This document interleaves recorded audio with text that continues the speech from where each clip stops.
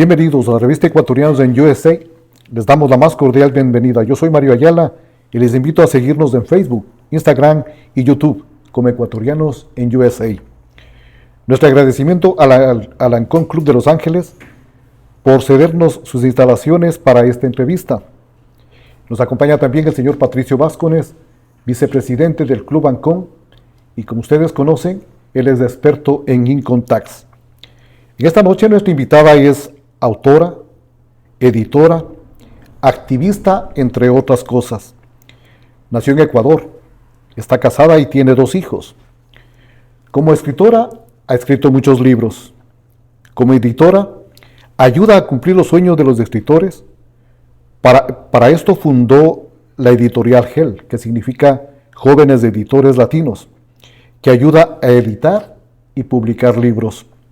Como activista, su mayor preocupación son las personas en necesidad del Ecuador, de Estados Unidos y del mundo. Ella es Miriam Urbano. Buenas noches, Miriam. Gracias. ¿Cómo Bienvenida. estás, Mario? Qué gusto. Estamos con Miriam y gracias por aceptar esta conversación. Gracias a ustedes. Patricio, muchísimas gracias por permitirnos estar en tu casa. Gracias, Patricito. Miriam, usted nació en el Ecuador. ¿En qué parte? En la provincia de Los Ríos, el lugar más bello de todo el Ecuador. Ventanas. No, eso está en Riobamba, eso está en la No, está en Ventanas. ¿Su primaria en dónde estudió? Estudié en la escuela Adolfo Jurado González, de ahí mismo, del Cantón Ventanas. ¿Y la secundaria? En el colegio Ventanas, que el día de hoy es Ventanas, pero en esa época se llamaba Señoritas Ventanas. Esto no va a ver su esposo, así que tranquilo. Ok. No mires, esposito. ¿Alguna travesura de primaria, de secundaria que dice, sí me arrepiento? Arrepentirme no me arrepiento, pero sí eran travesuras que no sabía yo que tenían un impacto tan grande en ese momento y que uno mira ahora que ya está adulto y que hace las cosas y dice, Dios mío, pero ¿en qué andaba yo? Imagínense que encerramos prisioneros a todos los profesores del colegio. Ya fue una mini huelga, ¿no? No, era más que una mini huelga. Wow. Eran cosas serias, o sea, si hablamos en términos técnicos, era un secuestro lo que estábamos haciendo. Pero en esa época teníamos todo 12, 14, 15, 16 años. Ellos sabían que teníamos nosotros un buen propósito. Entonces yo estudiaba en el Colegio Señoritas Ventanas, que utilizaba la dependencia de la primaria. Entonces en la tarde era la secundaria, en la mañana la primaria. Y lo que queríamos era un espacio para nuestro propio colegio. Ya. Entonces decíamos, pues la mejor manera es presionar a estas personas de lo que no hay remedio. Bueno, la historia larga, yo no tengo nada que ver con eso, pero el día de hoy el Colegio Ventanas tiene su propio espacio. Usted estaba después de la dictadura. No, claro, ¿Con después qué de la gobierno? dictadura. ¿Con qué gobierno? Estuve con el gobierno de Jaime Roldós Aguilera. No, pero este acto vandálico, perdón, este acto rebelde. con Jaime Roldós Aguilera. Fue el primer presidente después de la dictadura. Claro que exacto. Sí. Yo creo que en la dictadura no lo hubiéramos hecho. Claro, no se podía. Sí, pero después ya sí se pudo. Miriam, ¿cuándo descubrió su amor por la literatura y la escritura? Siempre he estado involucrada con lo que es la educación. Escuela y colegio. Escuela y colegio. Pero realmente no sabía que tenía ese amor tan grande por las letras, ¿no? Pero, por ejemplo, en Ecuador yo entraba y salía de las cárceles o de la cárcel, porque me iba allí, en Ibarra, por ejemplo. Perdón, ¿por estos actos vandálicos que hacía en el colegio? No. Otra cosa. Ay.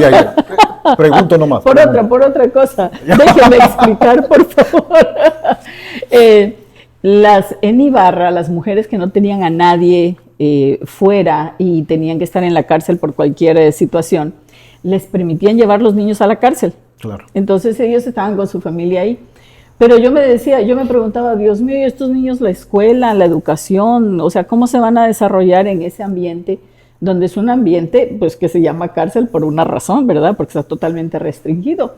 Entonces yo pedía permiso y entraba a la cárcel a enseñar. Ya. Entonces yo entraba, enseñaba a los niños a escribir, me encantaba que escribieran historias, pero que ellos escribieran historias, no yo. Pero ya venía eso, ¿no? Llegué a Estados Unidos con la idea, primero porque... No sea malito. Ay, perdón. Hasta ahí nomás. Ya. Terminemos con el Ecuador. Okay. Después nos metemos acá en Estados Unidos. Después cruzamos del charco. ¿Cuál fue su primer libro que leyó?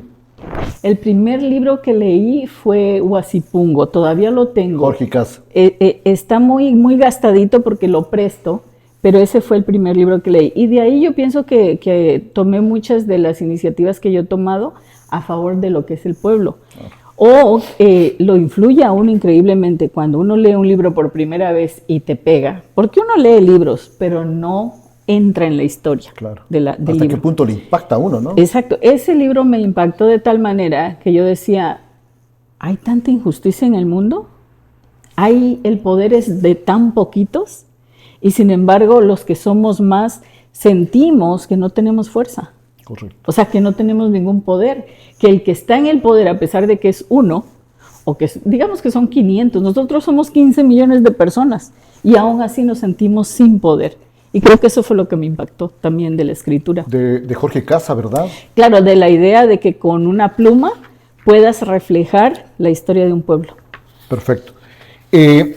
Jorge Casa fue la persona que le influyó en la literatura. Muchísimo, muchísimo. ¿Y aparte de él, algún otro escritor? Bueno, aparte de él, ya después como que desperté como mujer también, entonces comencé a ver y a decir, bueno, ¿y por qué Ecuador tiene tan poquitas mujeres escritoras en esa época, verdad? Pero comencé a ver mujeres que se identificaron con la escritura en otros lugares, a pesar de que no era su espacio y su tiempo, entre comillas. Por ejemplo, Sor Juana Inés de la Cruz en México, o Isabel Allende en Chile, o personas que comienzan a escribir cosas que, entre comillas, no deberían haber escrito porque eran mujeres. Yeah. Y entonces le abren el espacio a uno, le permiten. Por eso es tan importante para mí como mujer o como inmigrante o como minoría en Estados Unidos, abrir el paso para que otras digan, no, por ahí, ese paso ya está abierto, o ese camino ya está abierto, yo ya puedo pasar por ahí. El mismo hecho de escribir un libro y publicar un libro era prohibido en mi mente. Correcto. Para cuando yo comencé, o sea, es que era algo imposible, algo que jamás me hubiese yo imaginado que yo hubiera podido escribir un libro y publicarlo. Pero en el momento en que yo lo hice, era como que, mira, si yo lo hice, tú también puedes. Y eso es lo que estamos haciendo. En esa época, mucho mayor que usted debe ser, la doctora Violeta Luna también escribió muy bonito, ¿no? Uh-huh. Sí.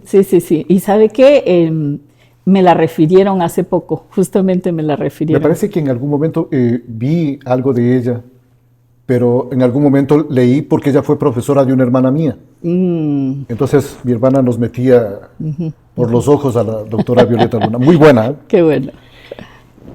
¿En el Ecuador usted escribió ya algún libro o todavía no? No, en Ecuador no escribí ningún libro, solamente tenía la influencia que apenas me estoy enterando. Es increíble, tal vez yo como que estoy un poquito atrasada en todo lo que es mi propia vida, pero llegan estos momentos en donde yo digo, de allí vengo, de eso me influyó. Y por ejemplo, te cuento una anécdota cortita de mi vida. Mis padres eran olvídate de escasos recursos, no habían recursos, o sea, menos que escasos recursos. Y mi papá y mi mamá nos dejaban cuidando una caja de tomate, que ahí se vendían, el tomate se vendía en caja de madera, vendiendo tomates. Y había un señor que, a propósito, le mando saludos hasta Ecuador, en Ventana, se llamaba Simón Cordero y tenía una carnicería. Y en la carnicería utilizaban el papel periódico para envolver la carne. Claro, así se vendía. Claro, aquí no. Aquí la gente que me escucha dice, no, pero el papel periódico tiene tinta y plomo y etcétera. Pero allá así era. Y yo recuerdo que le pedía yo a Simón Cordero que me prestara los pedazos de periódico, porque ya lo parten, lo cortan en pedazos. Y mientras yo estaba cuidando los tomates, estaba leyendo. Luego iba y cambiaba ese pedazo de periódico por otro y traía otro. Varias veces se robaron los tomates de la caja porque me metía tanto en lo de la literatura que cuando acordaba era como que había un plato menos de tomate. Pero de esa manera comenzó como ese amor por la lectura, de ese amor por la escritura y de saber que uno puede comunicarse y llegar a otros a través de un libro. sus papás, papá o mamá, o la familia, influyó en algo en este proceso de... 100%. Y nunca lo reconocí hasta hace poco. Yo creo que hasta hace ni 5 años le di el crédito a mi pobre padre. ¿Pero él supo? ¿Vive todavía? Él supo, sí, él supo, él leyó mis libros, tengo cartas y cartas y cartas que mi papá me escribió.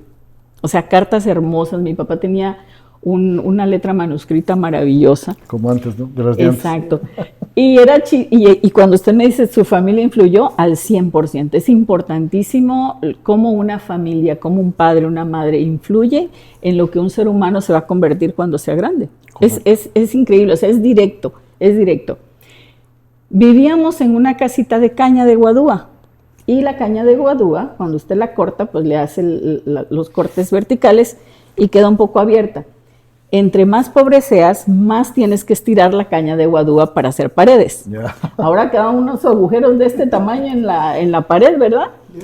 Y pues entraba el viento, sonaba, o sea, chiflaba el viento cuando pasaban en las noches. Entonces mi papá traía periódico y empapelábamos las paredes de periódico. ¿Qué tiene que ver eso con la lectura, la escritura, la influencia? Teníamos la pared llena de letras, de historias, de noticias de terror, de artículos buenísimos, de noticias internacionales. Yo me considero ser maestra desde que tenía 6, 7, 8 años. ¿Por qué? Porque venía un hermanito y estaba que molestaba. Imagínate, yo la mayor de mi casa. 6 hermanitos más pequeños, mi madre trabajando todo el día, mi padre igual, y yo con esta cantidad de gente ahí a mi lado. Entonces jugábamos los juegos de las letras. Yeah. A ver, ¿dónde dice el universo? Porque el periódico se llamaba El Universo. La primera vez, pues los chiquillos no sabían, pero la segunda vez mi hermanito, que tenía 2 o 3 años, se levantaba con su dedito y decía El Universo. Al pizarrón. El niño ya sabía leer. Al pizarrón. Entonces, mira, la pobreza, la guadúa, la caña guadúa, el universo, el carnicero, la venta de tomates, el espacio de que yo no tenía nada que hacer sino mirar unos tomates allí, todo eso influyó para que el amor a la lectura sea algo como un escape para mí o como algo que realmente amaba, ¿no? Hacer, sin saberlo, realmente no lo sabía. Es muy interesante hablar de nuestra época. Y hablamos de pobreza, de necesidad y de esas cosas. Yo siempre he dicho y le he dicho a mis hijos y a mi familia, yo vengo de un hogar, no sé si éramos pobres, ricos, no sé, ni me interesa. No. Pero se comían los tres alimentos del día, teníamos donde dormir y eso era más allá de suficiente, ¿no? Y el resto de cosas que por añadidura nos han dado nuestros padres, muy, muy agradecidos, ¿verdad? Pero bueno, usted está muy interesada en que ya lleguemos a Estados Unidos. No, les estaba diciendo que allá no escribí un libro porque era imposible, o sea, jamás, ni en mi cabeza no cabía la idea. Aquí, yo siempre les digo que Ventanas me dio mi cuna, Ecuador me dio la generosidad y las alas para volar. Un gobierno corrupto me las cortó y la comunidad internacional me hizo renacer. Esa básicamente es mi vida. Perfecto. ¿En qué año vino usted para acá? En el 2000. 2000, o sea, tiene apenas 24 añitos. Apenas, no, yo acabo de llegar. 24 años es una vida entera. Le voy a leer parte de su currículum. No quiero entrar en detalles. Porque he tratado de sacar la información suya y hay tanta información que necesitaríamos 3 días para hablar de eso. Entonces, en forma sucinta le voy a leer. Tiene una certificación como profesora ESOL, que significa en inglés para hablantes de otras lenguas, ¿verdad? Que fue otorgada en el Instituto de Lenguas de Oxford. Hoy en la mañana en noticias decían que una ministra, y decían con mucho orgullo, que es graduada en Oxford, o sea, por favor. Asistió a la Universidad Estatal de California en Los Ángeles, donde estudió Administración de Negocios.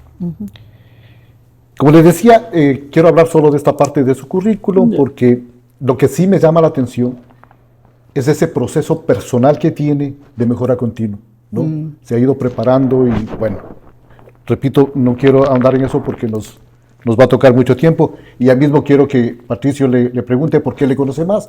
Y como ha sido su padrino en muchas cosas, así que sí. ahí me retiro y les dejo conversar, Sí, ¿ok? sí, Patricito le tengo mucho cariño. En esta área ya de estudio, hablemos solo de estudio, ¿qué ha sido lo más relevante para usted?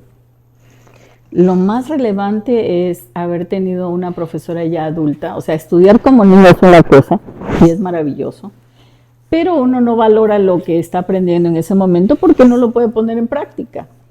Pero cuando yo vine a Estados Unidos, yo ya era una mujer adulta de 30 y no sé cuántos años, y entonces entro a la universidad, inclusive con mi hijo, fui a la universidad con mi hijo, y me tocó trabajar con una profesora de origen de la India, hindú. Y comenzó a hablar acerca de la autoestima y acerca de cómo nos empoderáramos nosotros mismos y cuáles son las técnicas que se pueden utilizar para que un ser humano... ¿Te acuerdas hace un momentito que te dije que 15 millones de personas no piensan que no tienen el poder para derrocar un gobierno de 500, ¿verdad? Bueno, ese casi que es la vida... Como pasa en Sudamérica, ¿no? Exacto. Esa casi que es la vida de todo ser humano, porque uno nace sin saber el poder que uno tiene. Viene esta doctora, tiene un doctorado en ciencias de la conducta, y comienza a hablar de esto. Y yo estoy ahí porque pues necesito mi título, pero una vez que ingreso a esa clase, cambia totalmente mi vida. O sea, realmente es como que te abren una ventana y dices, esta persona eres tú. Y tienes el control de todo lo que tú puedas o no hacer. Pero lo más importante, no puedes controlar a nadie más en tu vida, ni alrededor tuyo, ni en el planeta Tierra, ni en tu casa siquiera.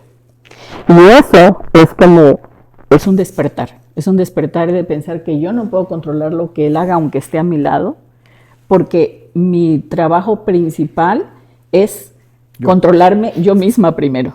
Y de ahí nace, yo sé que no se quiere saltar, pero de ahí nace el libro más importante que yo he escrito y que está en 10 países, que es Joven Exitoso. Y lo que esto es 12 técnicas para el desarrollo de tu propia autoestima. Este libro se lo estoy enseñando a miles de niños en 10 países de Sudamérica. Y viene de ese momento del que usted me hacía referencia, un momento importante en la educación de mi vida. Correcto. Esta parte formativa, no hay ni año para comenzar, ni año para terminar. Ni año para terminar. Y conozco personalmente a profesionales exitosos que apenas han tenido la escuela. Han sido profesionales exitosos. No quisiera nombrar específicamente a alguien, pero en general, y en el Ecuador principalmente, Así es. Mucha gente que se ha formado de esta forma, ¿no? Su autoeducación, leyendo libros y llegando más a la comunidad. Usted se ha dedicado a ayudar mucho a la comunidad latina, ¿no? En todas partes, en Ecuador, aquí en Estados Unidos, en todas partes. Pero lo que más ha buscado es el empoderamiento de la mujer. Sí. ¿De dónde le sale esas ganas? Pues como usted dice, ojalá ni mi esposo ni mi mamá vean la entrevista, ¿no? Pero esas ganas salen justamente de ver a mi mamá en una situación difícil como esposa. Como madre, ella fue la mejor madre del mundo, muy trabajadora, llena de amor, generosa hasta más no poder. Pero lamentablemente como mujer y como esposa fue muy maltratada, ¿ya? Y entonces de ahí viene una espinita en el corazón de que no es justo, de que sí es cierto que tenemos diferentes habilidades el hombre y la mujer, que tenemos diferentes formas de estar en nuestro espacio en este planeta. La mujer es dadora de vida, por ejemplo. Entonces nunca un hombre va a ser igual a una mujer. O sea, nosotros somos superiores 100%. Por supuesto. Por supuesto, dice. Por supuesto. Por supuesto. Mire, yo pensé que me iba a pensar que era un chiste. No. Y estoy muy de acuerdo. Entonces, ¿cómo es posible que si eso era cierto, una mujer como mi madre pudiera ser maltratada o abusada de tantas formas? Entonces viene lo otro, que está relacionado con el autoestima, ¿verdad? Ya. Porque si una mujer sabe su valor, cuando un hombre viene y hace algo que no debe, ella sencillamente pone un stop, un pare aquí y se aleja de la situación, en vez de quedarse a sufrir por algo que no tiene sentido sufrir. Correcto. Entonces, desde ahí viene de que siempre estoy tratando de ver que las niñas conozcan, que sean autoras, que sean oradoras, que tengan el poder de la palabra, el poder, y que sepan el poder que tienen ellas, y jamás para utilizar sus poderes para abusar de alguien. Ni abusar ni ser abusadas. Ni ser abusadas, jamás. Ni abusar de nadie. Sencillamente es, yo te dedico, yo te doy el respeto que yo quiero merecer. Y que hasta ahí llega. Porque si ahí estuviéramos todos, imagínense, o sea, no sería el mundo que conocemos. Sencillamente respeto es lo que necesitamos, ¿no? Por supuesto. Esta parte de la formación de escritores y luchar por las causas nobles, de gente en necesidad y el empoderamiento de la mujer, esto le ha permitido recibir muchos reconocimientos y premios a nivel mundial. ¿Cuál es el que más le ha impactado? Debe ser algún pequeñito, Sí. porque así son, ¿no? Sí. Estuve trabajando de voluntaria. Me encanta el voluntariado que se vive en Estados Unidos. En Ecuador, yo era leona, yo pertenecía al Club de Leones desde los 12 años, pero no había tanto voluntariado como hay aquí en Estados Unidos. Correcto. Yo llegué a Estados Unidos y digo, wow, es que la gente se desvive, aplica, pelea por un puesto de voluntario. Entonces, viendo todas estas situaciones, trabajé como voluntaria en un programa cuya causa era traer a los padres de los indocumentados a Estados Unidos para que se dieran un abrazo y convivieran por 20 días Ya. en una visa especial. Y obviamente que se me llenaban los ojos de lágrimas de pensar que tuviéramos que hacer tanto trabajo, tanto esfuerzo, tanta gente, para que una madre viniera y le diera el abrazo a su hijo y tenía que regresarse, porque si el hijo salía obviamente no iba a poder regresar. Estamos hablando de gente indocumentada. Entonces, la comunidad es muy generosa aquí, especialmente aquí en Los Ángeles es muy generosa. Siempre mueves tú algo y te reconocen. Yo realmente hago muy poquito por las organizaciones y siempre me dan un reconocimiento, un premio, algo así, por lo mínimo que yo haga. Entonces, me habían dado muchos premios, pero viene una ancianita que gracias al programa, que no era mío tampoco, pertenece a una organización que se llama CBO Comunitaria, su presidente es Roberto Bravo, y él es el que organizaba todo esto, y yo ayudaba en lo que me dijeran, mira, mueve aquí, haz esto, yo ayudaba en lo que sea.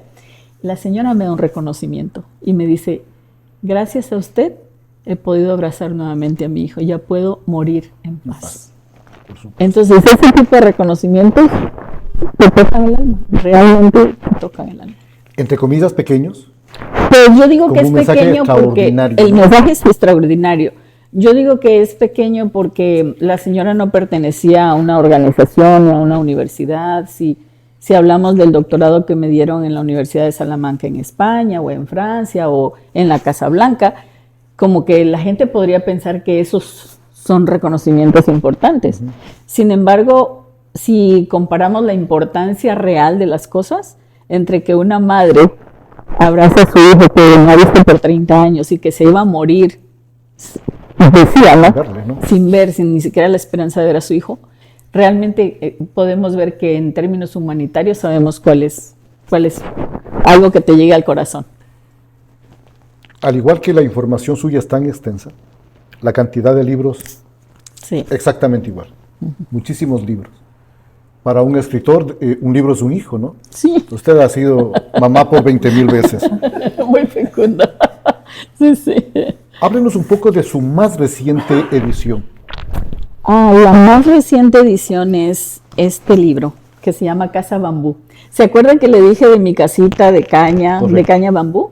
Pues esta es la casa. Pero ahí nos está mintiendo, porque no es casa bambú, sino ¿de qué es su casa? De caña. De caña. Pero la Correcto. gente no iba a entenderme caña. Entonces no le puse caña, le puse bambú porque eso es como que más interna. Pero Y aquí aparte está la que eso es foto. moderno, ¿no? Entonces, Aquí está la foto y todo. Entonces este libro que fue muy, muy, muy, muy aceptado por la comunidad, se convirtió en libro bestseller. Qué bueno. Y es una novela que tiene todo lo relacionado con Ventanas y Ecuador y la política que se vivió en el momento, el momento político a nivel internacional, también a nivel local, y las clases sociales y las divisiones de clases sociales que se ven en Ecuador. Esa fue la idea de escribir este libro. Y pues yo le agradezco a todas las personas que lo han comprado, que le han hecho comentarios y que de alguna manera han empatizado con lo que cuenta la autora de este libro, que se llama Pepita Brown. Ya, ¿cómo así? Pepita Brown porque Pepita es un nombre latino, pero Brown porque está publicado en Estados Unidos. Entonces ya tenemos otro nivel. Estamos a nivel Pepita Brown. Qué bonito. Sí. Qué bonito. Usted dice que le gusta ayudar, le gusta ser voluntaria, ha estado preocupada de las mujeres, de los latinos, está escribiendo. ¿A qué hora escribe? El día tiene 24 horas. Eso sí es novedad.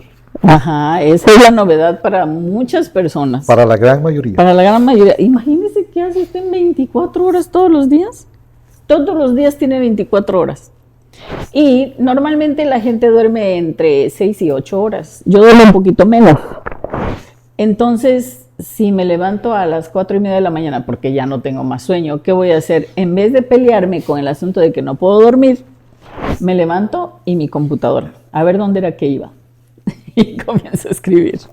Entonces esa es una cosa. La otra cosa que a lo que yo atribuyo es que yo escribo muy rápido. Entonces yo estudié mecanografía y taquigrafía cuando yo era niña. Con esas máquinas sí, de escribir. Hombre, unas pesadísimas que yo no tenía una, por cierto, era prestada. Miriam Vera de Ventanas, gracias Miriam, hasta el día de hoy te estoy agradecida con todo el alma. Ella era la que me prestaba la máquina de escribir para poder hacer mis tareas. Entonces yo soy, o sea, yo le escribo sin mirar, casi sin pensar. Taquimecanógrafa. Taquimecanógrafa, así es. Entonces yo pienso que esa es una de las cosas que me ayuda muchísimo a ser productiva cuando estoy escribiendo. Ya nos ha contestado la pregunta que le quiero hacer, pero vamos otra vez. Va de nuevo, dice por ahí. Okay. ¿Alguna vez un facilitador decía, cada quien habla o escribe por lo que está pasando ese momento? ¿Cómo está involucrada usted, no solo en este último libro, sino en todos sus libros? ¿Se involucra usted? Oh, sí, al 100%. Yo leo el libro y yo lloro.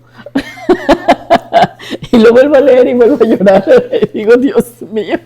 El día de hoy lloré porque vi a una niñita a la que le acabo de mostrar.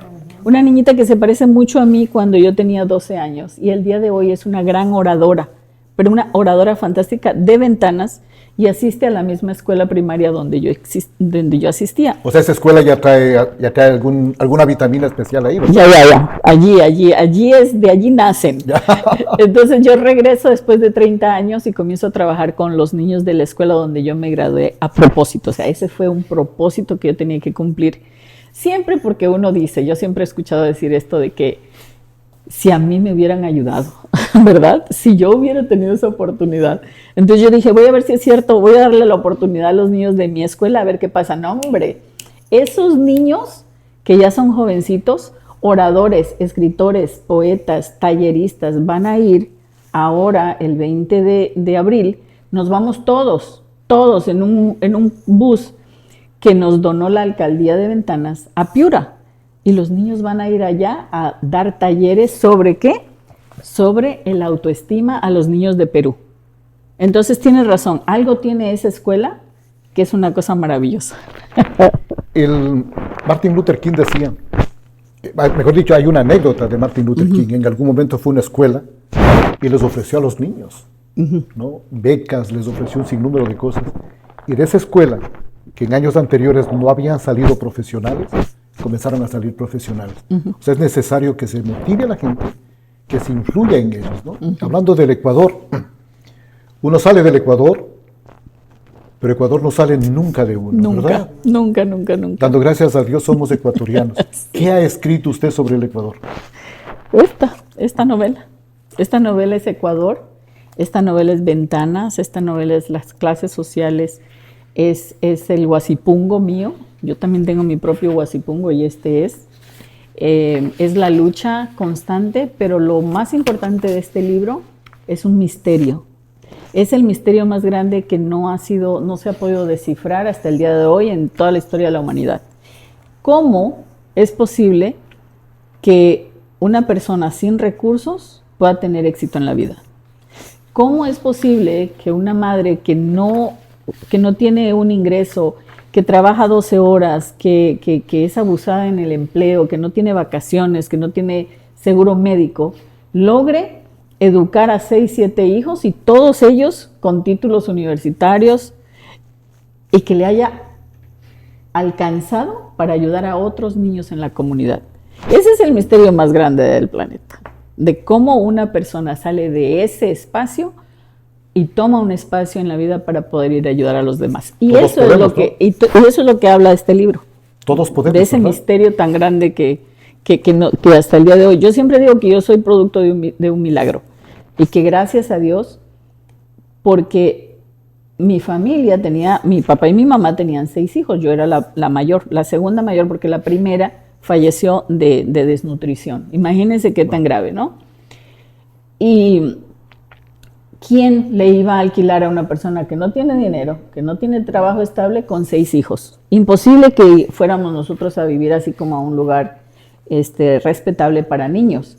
Vivíamos nosotros a la vuelta del prostíbulo más importante de Ventanas. Ese era nuestro lugar de vida. Y frente a nuestra casa y al lado de nuestra casa se vendía todo tipo de drogas. Yo veía el negocio constantemente de la venta y de la compra y de las peleas. Teníamos la máquina grandota esa que toca música, ¿cómo se llama? Una rocola que tocaba 24 horas. Yo me sé todas las canciones rocoleras de Ecuador, pero todas. Usted me pone una y yo se la canto, pero así del principio al fin.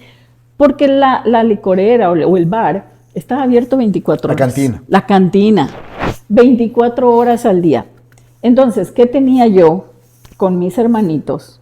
Sin padre y sin madre, porque acuérdense que los dos estaban trabajando y venían en la noche.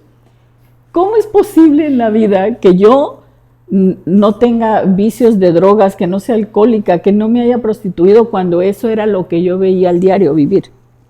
Ese es el misterio y ese es el milagro. Entonces mi mamá dice que fue porque ella nos encomendó a la Virgen del Perpetuo Socorro, que el día de hoy yo creo en ella al 100%. Si a mí algo me va a pasar, yo digo, Virgen del Perpetuo Socorro, socórreme. Claro. Y ya, con eso yo estoy bien. Así que esa fue la historia de mi Ecuador. Y su mamá también tiene que estarle pidiendo desde donde esté. Siempre. ¿No es cierto? Eso se siente, ¿no? Siempre. Ella está con las bendiciones por eso somos tan felices, tan alegres todo el tiempo, porque mi mamá nos envía bendiciones todo el tiempo. Acá en los Estados Unidos se le dice a las personas que saben de electricidad, saben de albañilería, saben de todo, los multiusos, ¿no? Sí. Usted escribe de todo. Sí. ¿Qué está escribiendo ahora? Pues ahora estoy escribiendo... Porque por lo que veo, perdón que le interrumpa, por lo que veo, usted afortunadamente no descansa, ¿no? Entonces, ¿qué está escribiendo ahora? Pues depende de la necesidad. Entonces, ahora estoy escribiendo 3 tomos para ayudar a las personas que quieren convertirse en conferencistas por el respeto a la mujer y en contra de la violencia doméstica. Entonces, ¿por qué es importante para mí? Digamos que una mujer es violentada o ha sido violentada y logra zafarse de ese monstruo social que tenemos y escribe un libro. Entonces escribe un libro de cómo yo salí de la violencia doméstica y va y lo presenta. Pero ¿qué pasa con la audiencia? Es una audiencia inactiva, solamente le está escuchando a usted. Correcto. Entonces lo que estoy creando ahora es el libro y los libros de trabajo, para que la persona se haga preguntas y comience a contestar y a identificar, primero, sus fortalezas y segundo, las cosas que todavía tiene que desarrollar para que ellos también salgan de de ese círculo vicioso que es la violencia doméstica. O sea, primero ven sus debilidades para convertirlas en fortaleza. Claro, tienen que desarrollarlas, porque si uno no puede identificar dónde estoy fallando, va a seguir fallando. Si no puedes ver dónde está el hueco, vas a seguir cayéndote ahí. Entonces, en este momento estoy trabajando en 3 tomos, acabo de terminar el primer tomo. Está fabuloso, todas las preguntas que están ahí le va a hacer a la mujer pensar y autoanalizarse, autovalorarse. Y luego, ¿cómo puedo yo desarrollar? Y el libro, lo importante del libro es que una vez que ha identificado todo esto, tiene técnicas de cómo puedo desarrollar esas habilidades que se quedaron como dormidas en mí. Correcto. ¿Ya? Así que pronto los voy a invitar a todos y lo voy a traer a Patricito el libro nuevo para que le compre. Para que me compre. No me falte ninguno. Que no le vaya a faltar ninguno. Así que estoy trabajando en eso. Qué bueno, qué bueno.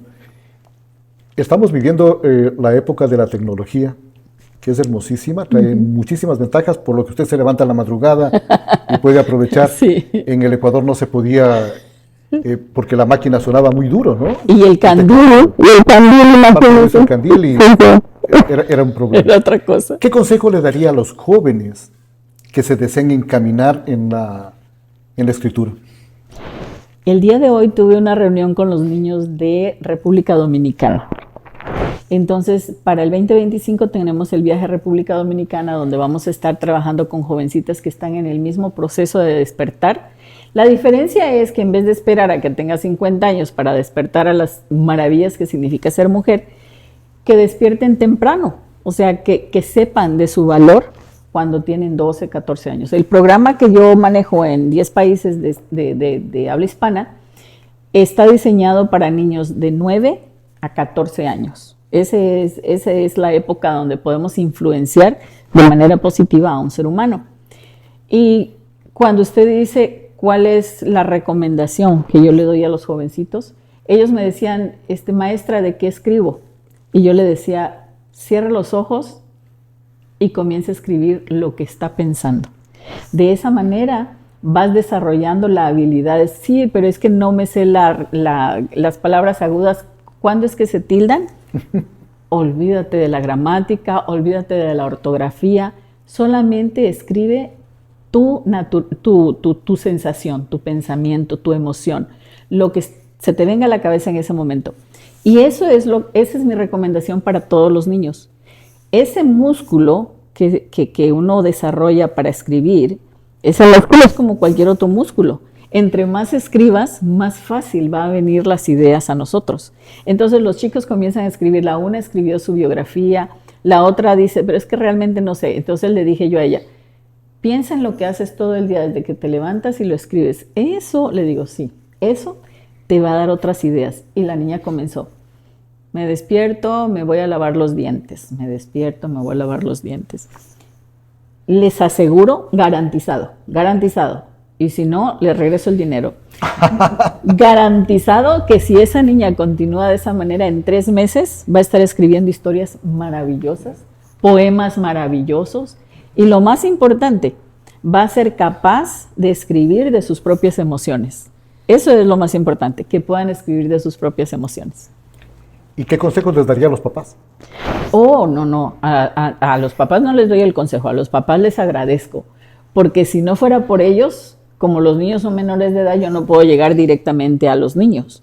Yo me comunico, todo lo que yo le voy a decir al niño se lo digo a la madre o al padre.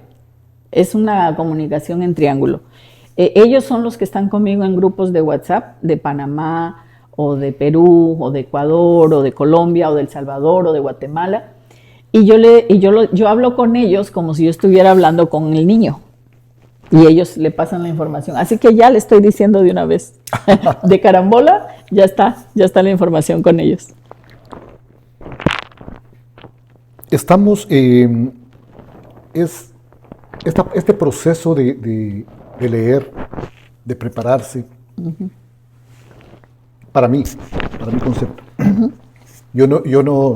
Yo era profesor, pero nunca fui maestro, ¿no? O sea, di clases, pero nunca me preparé como en pedagogía y esas cosas que estudian ustedes.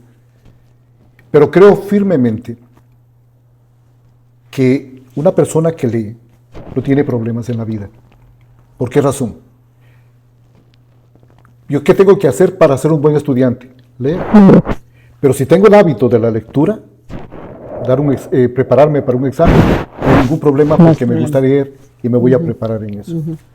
Alguna vez en una conversación decía de que a los niños, hasta cierta edad, se les debería enseñar solo a leer y solo a escribir. Y algo de los números, punto. Básico. ¿No? ¿Qué piensa usted al respecto? No, totalmente de acuerdo, sí. Solamente hay 2 materias importantes realmente dentro de la pedagogía y obviamente que mucha gente no va a estar de acuerdo conmigo y respeto. Pero solamente tenemos números y letras. Eso es todo lo que tenemos, no tenemos más. El momento que yo soy una buena lectora y que yo puedo leer rápido, porque es importante saber leer rápido, aprender a leer rápido y a entender y a tener comprensión de lo que uno lee, puedo leer y entender sociales, geografía, filosofía, olvídese, el resto de todas las materias. Entonces estoy de acuerdo con usted, pero el problema del asunto es que, por ejemplo, estoy hablando de mi Ecuador, que ha cambiado muchísimo, ha mejorado muchísimo, regresó nuevamente a lo peor en este momento, pero que tuvo un avance. Hay muchos niños que no tienen libros en sus casas.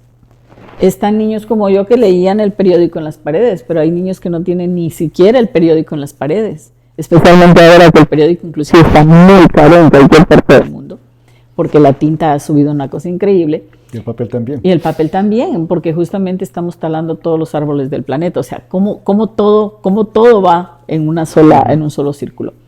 ¿Cómo ellos pueden tener el hábito de la lectura cuando sus padres no lo tienen, cuando ellos no tienen libros y cuando van a la escuela como de alguna manera obligados? Entonces vienen los programas alternativos. Mi programa es un programa de educación alternativa para los niños. Yo no le enseño a los niños a leer, yo los motivo para que ellos lean. Yo no les enseño a escribir. Es más, a mí no me interesa que tengan buena ortografía, porque yo sé que si ellos leen, la ortografía viene como consecuencia de la lectura que están teniendo. De tanto ver una palabra como se escribe en un libro, obviamente el niño va a aprender a escribirla correctamente. Así es. La lectura nos va La lectura nos abre la puerta al resto. A las faltas de ortografía. Así es. Entonces, lo que yo enseño, o lo que yo motivo, o lo que yo hago en 10 países es solamente motivar a que el niño lea sin saber que está leyendo, escriba sin saber que está escribiendo, que sea un orador sin que ese sea la meta. Yo no formo oradores, los niños se convierten en oradores basado en el proceso que tenemos.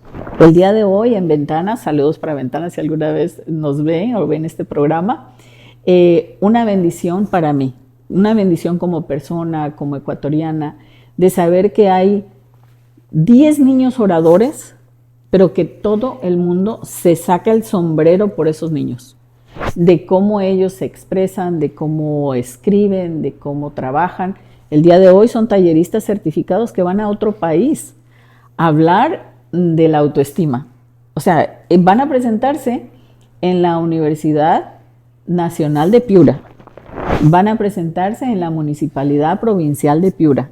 El alcalde nos prestó el espacio para que nosotros presentáramos un libro que se llama Joven Triunfador. Y de allí ha salido una niña peruana que se llama María Alejandra Parrilla Prado. Y en un año escribió un libro. Y no fue mi propósito.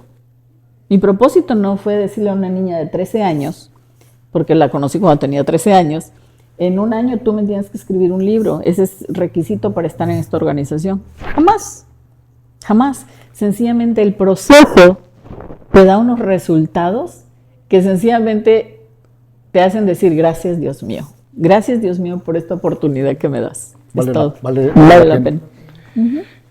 Repito, quiero tocar dos últimos temas, y el último tema quiero que converse con Patricio sobre esta parte ya del apoyo a la comunidad aquí en Estados Unidos. Brevemente, nuestro país está pasando por momentos muy difíciles. No quisiera que hablemos con apasionamiento, sino con locura. Para nada. Yo digo por mí. El Ecuador está pasando por momentos difíciles. Yo no quisiera culparle a ningún gobierno de específicamente, sino a todos. A todos. Dicen que el narcotráfico y todo eso viene de ahora. No. Perdón, eso viene desde muchos tiempos atrás. ¿Se acuerdan cuando yo era niño? ¿Dónde vivía yo? ¿Ya? Ahí estaba. Y usted ya vio que había Yo lo vi. que había Testigo, droga. 100%. Correcto. Todo eso se viene dando y estamos heredando y van a heredar nuestras familias todo eso. ¿Qué piensa usted de este problema que está atravesando el país? Lo que yo pienso es que cuando hay un grupo de personas, mira, yo pienso que como lo voy a poner así bien simple, y voy a hablar de la empatía. La empatía es algo muy importante que debe tener un gobernante, que debe tener una persona que tiene el poder de hacer el cambio. Si se juntan 5 millonarios en esta sala, nacieron millonarios, son millonarios, o se hicieron millonarios y ahora son millonarios, ¿cuáles son las oportunidades que ellos estén hablando de las necesidades de una madre? O de los derechos de una empleada doméstica, o de los derechos del señor que recoge la basura en la calle, o de los vendedores públicos y ambulantes. ¿Creen realmente? Puede ser, yo no digo que no, pero chances hay que no están hablando de eso. Están hablando de cómo me voy a convertir más millonario y voy a multiplicar los millones que ya tengo. Y pienso que ese es el problema, que si las personas que están en el gobierno no pueden ponerse en los zapatos del 95% de los ecuatorianos, vamos a seguir en este mismo círculo vicioso que es los millonarios se hacen más millonarios y los pobres se hacen más pobres. Cuando hablamos de un 3% en el IVA o en el impuesto que tiene que pagar la gente, realmente si a mí me dices 3% yo ni siquiera le hago caso. O sea, realmente es una cantidad mínima. Ni se da cuenta. Ni me entero. La verdad es que ni me entero. Yo doy la tarjeta de crédito y ya, estoy en otra cosa porque tengo muchas cosas importantes que hacer, muchos negocios que hacer. Pero ahí viene la dualidad. O sea, 3% no es nada, pero si no es nada, ¿por qué me lo quitas? ¿Verdad? O sea, si no es nada, ¿de qué te va a servir si no es nada? Sin embargo, lo hacen sencillamente porque tienen el poder, a pesar de que no es eso. Las políticas exteriores de Ecuador, cuando se decide pagar la deuda externa en vez de pagar a los empleados públicos que son seres humanos ecuatorianos, es otro error que se comete, porque se pueden negociar las deudas externas con otros países que tienen tu dinero o que tienen tu deuda, pero en ese momento se toman decisiones de las que estoy hablando, de los 5 millonarios que dicen, no, pero es que tú me debes 50 millones, es que tú no has pagado 80 millones. Mira, dejemos esos 80 millones a un lado, hablemos de este otro asunto, ¿verdad? Y no se tocan el corazón para dañar al pueblo ecuatoriano. Sencillamente eso. Si tú pones las prioridades del gobierno, del Banco Monetario Internacional por sobre las necesidades de una madre o de una familia ecuatoriana, yo pienso que no eres un buen gobernante. Estoy plenamente de acuerdo con usted, pero le voy a dar mi criterio. Le estoy entrevistando a usted, no usted a mí, así que lo que yo diga no tiene ningún valor.